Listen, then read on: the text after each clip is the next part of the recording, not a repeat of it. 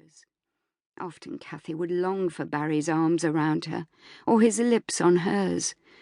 Not, of course, that she could say that to him, but still she missed the closeness they used to share.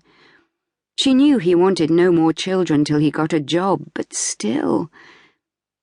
She was not to know that Barry realized how quickly kisses and cuddles could lead to other things, and he couldn't risk it.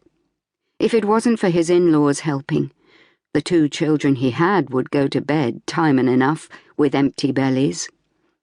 It tore his heart out that he was not able to provide for his own weans.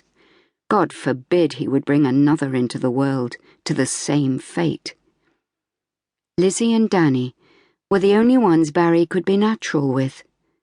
He'd never been an inactive man before unemployment, and had never given much of a thought to the children either. Their rearing would be down to Kathy, like his had been down to his mother. But he'd been laid off before Danny's birth, and now the boy was 3 going on 4, and Lizzie 6.5.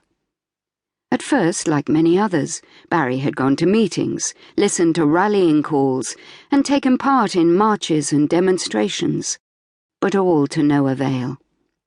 He knew he had to get out from under Kathy's feet during the day, but hanging around street corners was not for him, and there was no money for the pub. So he began to go for long walks. He tended to veer away from the town, a thankless place to visit when he had money for nothing in the city centre shops. At first, his feet took him towards Calthorpe Park, or often as far as Cannon Hill, where he'd walk hour upon hour and return home tired and more dispirited than ever. However, one day, tired of the same route and with his stomach yawning in emptiness, he turned down Bristol Passage into Bristol Street, and from there on into Suffolk Street, coming out at the top end of town by the town hall, and there he saw the lending library. Barry had never been inside the library. There had been no occasion to. Although he could read, since he'd left school there had been little leisure to do so. Except for now, he thought, and he went in, glad of the blast of warm air, for the day outside was raw and his clothes were pitifully threadbare and thin. It was very quiet also, quiet like Barry had never met before.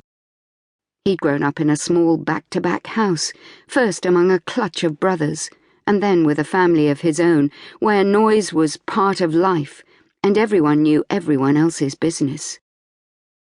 The silence of the library was like a balm to Barry's bruised soul, and the only sound was that of his boots on the wooden floor. And then he saw the papers, such an array of them laid out, presumably for anyone to read. He sat down, and as he read first one and then another, his hunger was forgotten, and the time sped by, although the papers made frightening reading. After a few days of intense study of the political situation in Germany, he was more aware than most of the mad little Austrian ruling the country. He knew that if only half the tales coming out of that beleaguered place were true, the man was a dangerous and vicious maniac. And he wondered how long the rest of Europe was going to stand by and watch. He said none of this at home, for God alone knew Kathy had enough on her plate, and it would serve no purpose frightening any of the family, possibly needlessly.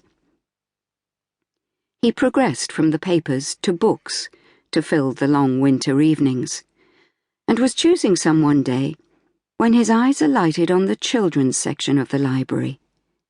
He could buy little for his children, on 26 shillings a week for himself and Kathy, and 2 shillings extra each for Lizzie and Danny. But the lending library was free, and so he began to bring books home for them, and read to them regularly. Lizzie loved her daddy. He had more patience than her mother, and was gentler somehow. He'd taught her to love books and write her name before she went to school. She liked nothing better than to snuggle down in the chair with him, her on one side and Danny on the other, and listen while her daddy read to them. And that was how Kathy found them.